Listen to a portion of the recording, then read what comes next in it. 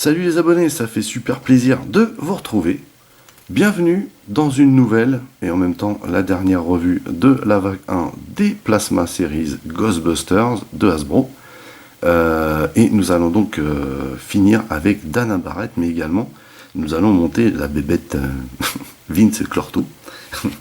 Tout de suite, on regarde la boîte blister. Alors ici on a Dana Barrett, voilà. Et ici on a un gros morceau, forcément c'est le corps. Voilà. Ici Ghostbusters, ici le logo Barrett, donc Dana. Ici Hasbro, ici pour les plus de 4 ans, des barres. Sur le dessus, on a le petit aspect vitrine avec bien entendu le crochet pour la mise en rayon. Sur la première tranche, on a toujours un petit effet vitrine avec les petits dessins gris sur fond noir. Il n'y a pas d'attention ici. Sur l'autre tranche, les tronches des 4 gaillards.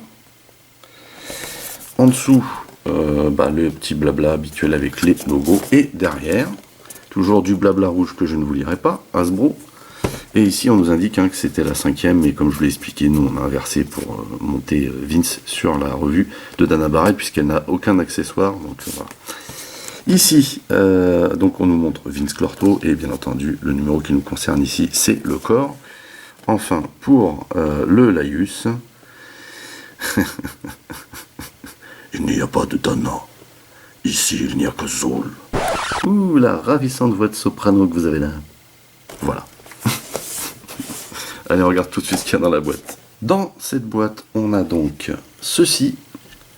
Le corps de Vince Clorto. Alors, encore un joli mold, hein. Vous voyez, avec une jolie peinture, hein, ce qui va dans l'esprit des autres parties qu'on a vues jusqu'ici, avec bien entendu les points d'attache pour les articulations. Cependant, contrairement aux autres parties, c'est creux.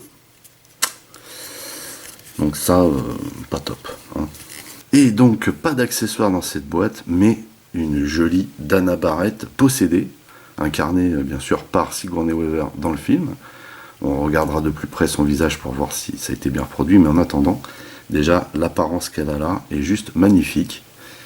Donc voilà de face qu'elle donne. De profil. Alors ce profil-là, avec la robe non déchirée.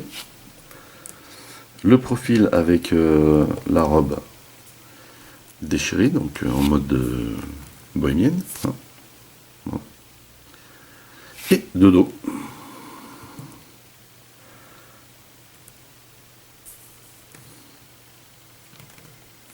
Voilà. Et de dos avec la robe de chambre.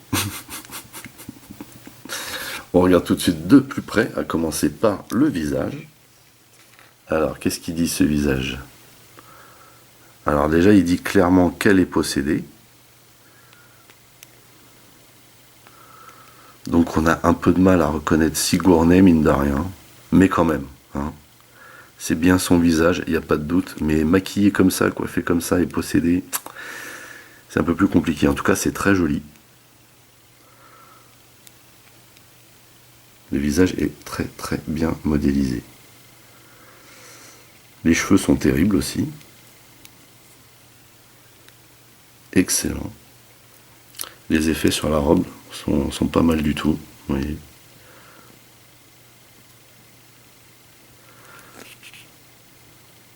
Et on voit pas trop hein, sur l'aspect chair, on voit pas trop les articulations, ce qui est plutôt pas mal.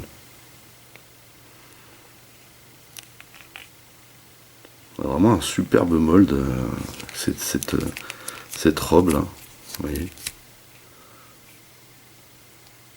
Pour le coup, c'est vraiment de la qualité. Et vous voyez qu'on a une autre peinture à l'intérieur hein, de la robe. Caoutchouc mou ici. Voilà, la grande classe, je trouve. Donc, pour les articulations, c'est la même chose, je pense, que pour Gozer. Donc, de haut en bas, autant que faire se peut. Rotation de droite, enfin à droite ou à gauche.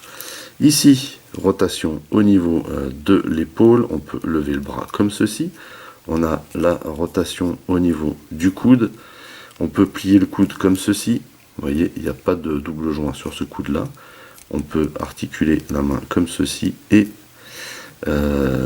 tourner le poignet. Donc les doigts ne sont pas articulés.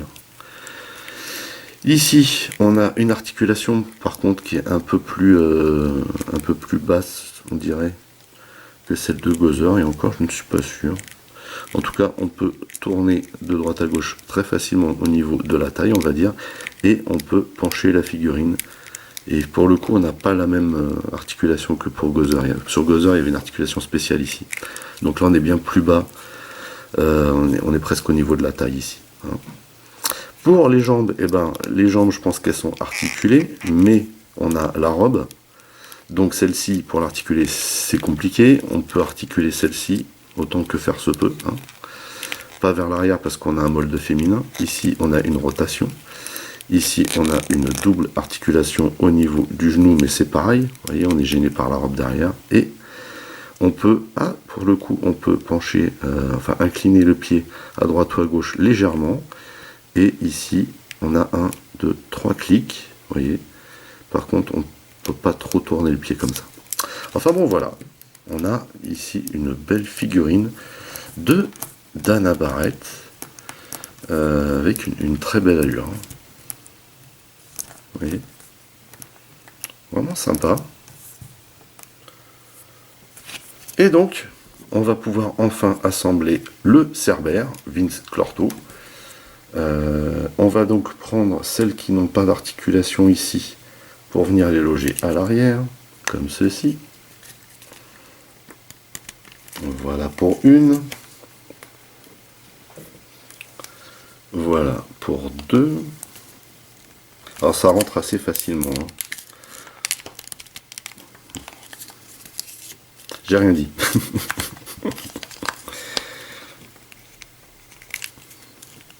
Voilà. Ensuite, les pattes avant.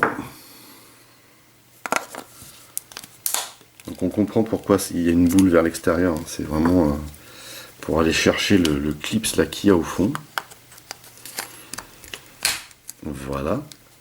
Et enfin, on va pouvoir venir lui mettre sa tête. Donc là, on a une grosse boule. C'est un peu flippant. Et on a... Alors, on a une figurine assez intéressante, mine de rien. Par contre... Voilà. On n'a pas, par contre, du fait qu'elle se monte, on n'a pas des joints qui tiennent super bien, mais ça va, ça le fait. Voilà ce qu'il donne, ce molosse. Excellent, quoi. Excellent. Donc on avait vu hein, les articulations différentes au niveau des pattes. Et effectivement, ici, on voit bien hein, que ça bouge plutôt bien. Ici, on a une autre rotation, ça plie. Ici également. À l'arrière, ça tourne comme ça parce qu'ici, on n'a pas d'articulation. On a uniquement des articulations ici et ici. Et puis la tête qui est sur un joint boule, vous voyez. Plutôt bien camouflé ici, hein, ça le fait. C'est pas trop mal. Surtout qu'on a un petit rappel argenté ici.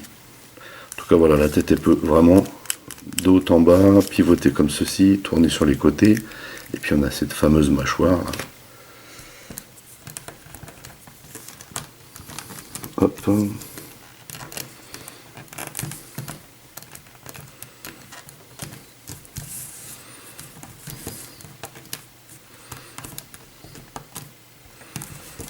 Bon, je le trouve assez stylé ce Cerbère. Plutôt bien fait par contre. Voilà, on n'a pas de super articulation à l'arrière. Donc on est un petit peu limité, mais vous voyez, cette apparence qu'il a là, magnifique. Voilà ce qu'il donne avec Gozer. Excellent. Alors là par contre pour le coup c'est vrai que c'est super stylé. Hein. On comprend pourquoi dans la boîte ils mettent Gozer en dernier. Mais comme Dana n'a pas grand chose en accessoires ni en articulation, voilà, je pensais que ce serait plus intéressant de le faire sur cette revue en termes de temps. Et donc voilà les trois possédés. Les trois affreux, enfin surtout lui, hein, parce qu'elles sont pas si affreuses que ça finalement. Vous voyez. Sur ce, on a fait le tour. Rien d'extraordinaire dans ce blister, si ce n'est une magnifique représentation de Sigourney Weaver dans le rôle de Dana Barrett possédée. Et également le fait que si vous avez eu les 5 autres auparavant, vous pouvez compléter enfin le Cerbère Vince Clorto. Et c'est une figurine vraiment sympa. Hein. C'est pas le truc de fou, c'est pas la grande classe. Malgré tout, la tête est quand même superbe. Mais voilà, ça fait toujours plaisir d'avoir une 7ème figurine au bout de 6. Surtout qu'elle est balèze quand même. Voilà. Écoutez, j'ai été vraiment très content de partager ça avec vous. On a terminé, bien entendu, cette première vague. J'espère que vous avez apprécié ces vidéos. J'espère aussi que vous avez pu vous faire une idée concernant tout ce petit matos. En ce qui me concerne, je trouve que cette réédition, parce qu'il s'agit d'une réédition en fait, mis au goût du jour est bien sympathique, mais l'oubli des plaques, parce que c'est quand même une réédition entre guillemets collector, l'oubli des plaques pour fixer les figurines, parce que vous voyez que Dana a également, ce qu'on n'a pas regardé, les trous sous les pieds.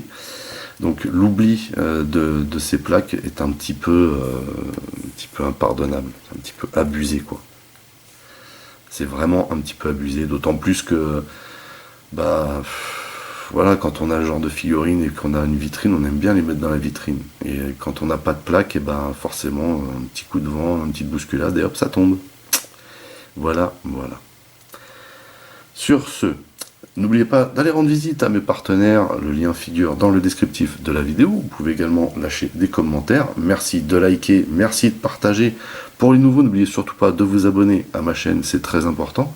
Vous pouvez également checker toutes mes autres revues et playlists. En attendant, je vous donne rendez-vous à très vite pour d'autres revues. Portez-vous bien et à la prochaine. Allez, bye bye.